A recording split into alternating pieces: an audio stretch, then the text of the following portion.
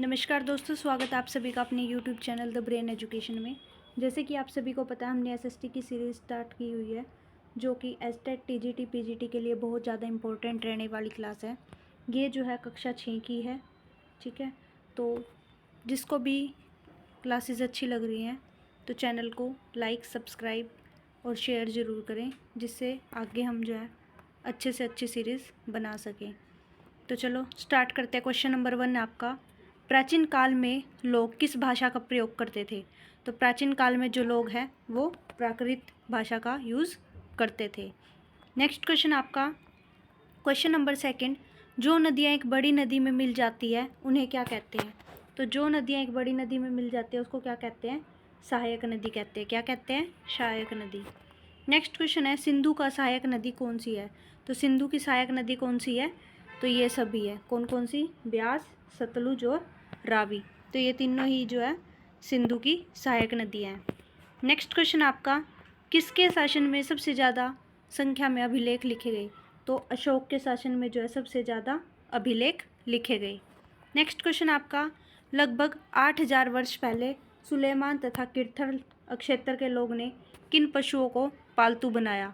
तो किसको बनाया? उपरोक्त सभी को। भेड़ को भी, भेड़, बकरी, गाय, बैल, इन सबको जो है क्या बनाया? सुलेमान और किर्थल क्षेत्र के लोगों ने पशुओं को पालतू बनाया। नेक्स्ट क्वेश्चन है, गंगा के दक्षिण में फैला गंगा तथा इसकी सहायक नदी सोन के आसपास का क्षेत्र प्राचीन काल में किस नाम से जाना जाता था? तो किस नाम से जाना जाता था? मगध के नाम से जाना जाता था। नेक्स्ट क्वेश्चन है, भारत नाम का प्रयोग कहाँ रहने वाले लोगों के एक समूह के लिए किया जाता है? तो उत्तर पश्चिम में रहने वाले लोगों के समूह के लिए जो है इसका प्रयोग किया जाता है। नेक्स्ट क्वेश्चन है, ऋग्वेद की भाषा कौन सी है? तो ऋग्वेद की भाषा जो है संस्कृत है। कौन सी है? संस्कृत ऋग्वेद की भाषा है। दक्षिण एशिया उपमहाद्वीप का एक देश कौन सा है? तो दक्षिण एशिया उपमहाद्वीप का जो है आधुनिक भारत एक देश है। नेक्स्ट क्वेश्चन आपका, प्राय पांडुलिपियाँ कहाँ प्राप्त होती हैं? तो पांडुलिपियाँ जो है मंदिरों तथा विहारों में प्राप्त होती है। नेक्स्ट क्वेश्चन है, निम्न में से कौन सा देश दक्षिण एशिया उपमहाद्वीप का एक देश नहीं है? तो कौन सा है? चीन जो है दक्षिण एशिया उपमहाद्वीप का एक देश नहीं है। प्राकृत भाषा का प्रयोग कौन करते हैं? तो प्राकृत भाषा का प्रयोग जो है आम लोग करते हैं अपने जैसे, ठीक है। नेक्स्ट क्वेश्चन आपका, अतीत में उपमहाद्वीप के लोग यात्राएं क्यों करते थे?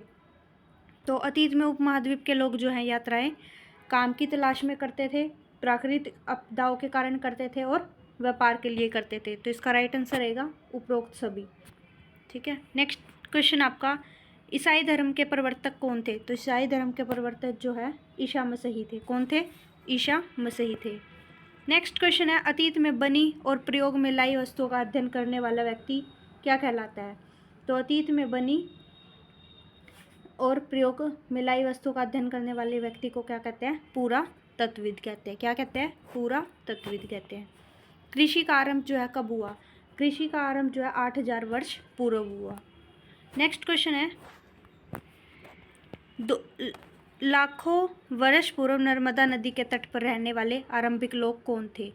तो लाखों वर्ष पूर्व नर्मदा तट पर रहने वाले आरंभिक लोग जो हैं कुशल संग्राहक थे। कौन थे? कुशल संग्राहक। आज की क्लास में जो आपके 6th क्लास के 2 चैप्टर जो हैं एसएसटी के कवर हो जाएंगे।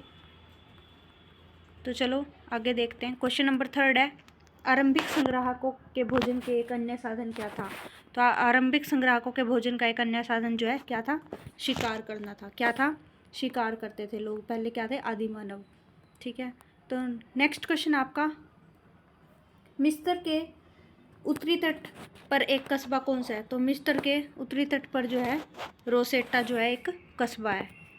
नेक्स्ट क्वेश्चन है, अतीत में अपने कार्यों का लेखा जोखा कौन नहीं रखते थे? तो शिकारी, मछुआरे और कृषक जो है लेखा जोखा नहीं रखते थे। नेक्स्ट क्वेश्चन है, अतीत में अपनी सफलताओं का लेखा जोखा कौन रखते थे? तो शासक जो है अतीत में सफलताओं का लेखा जोखा रखते थे। नेक्स्ट क्वेश्चन है, सुलेमान और किर्थर की पहाड़ियाँ किस दिशा में है? तो सुलेमान और किर्थर की पहाड़ियाँ जो है उत्तर पश्चिम में स्थित है। नेक्स्ट क्वेश्चन आपका, विंध्याचल के उत्तर में सबसे पहले किस फसल को उगाया गया था? तो विंध्याचल के उत्तर में सबसे पहले जो है चावल को उगाया गया था। गंगा के दक्षिण में विशाल प्राचीन राज्य का नाम बताओ। तो गंगा के दक्षिण में विशाल प्राचीन राज्य का नाम क्या था? मगध था। क्या था? मगध। नेक्स्ट क्वेश्चन है, प्राचीन काल में लोग अपनी यात्रा कैसे करते थे? तो प्राचीन काल में लोग जो है पैदल अपनी यात्रा करते थे। तो पहले कोई भी साधन नहीं होता था, तो कैसे यात्रा करते थे? पैदल। नेक्स्ट क्वेश्चन है, इंडस यानी इंडिया को किस भाषा में सिंधु कहा जाता है? तो इंडिया को जो है संस्कृत भाषा में सिंधु कहा जाता है। नेक्स्ट क्वेश्चन आपका, प्राचीन काल में कौन अपने कार्यों का उल्लेख रखते थे? तो प्राचीन काल में जो है राजा अपने कार्यों का उल्लेख रखते थे। 13th क्वेश्चन आपका, ईस्वी पूर्व और ईस्वी का संबंध जो है किसके जन्म से है? तो ईसा मसीह के जन्म से जो है ईस्वी पूर्व और ईस्वी का संबंध है। इंडिया शब्द किससे बना है? इंडिया शब्द जो है इंडस से बना है। किससे बना है? इंडस से बना है। गंगा नदी के किनारे बसा प्रसिद्ध नगर कौन सा है? तो गंगा नदी के किनारे बसा प्रसिद्ध नगर कौन सा है? मगध है। कौन सा है? मगध। भारत के प्रमुख पूरा स्थल कौन कौन से है? तो भारत के प्रमुख पूरा स्थल जो है भीमबेटका, कुरनूल, हुसंगी, ये सभी क्या है? पूरा स्थल है। ठीक है, भारत के। हुसंगी पूरा स्थल किस राज्य में है? तो हुसंगी पूरा स्थल जो है कर्नाटक राज्य में। कौन से राज्य में है? कर्नाटक राज्य में। नेक्स्ट क्वेश्चन आपका, प्राचीन काल में ऊंचाई वाले भाग को क्या कहते थे?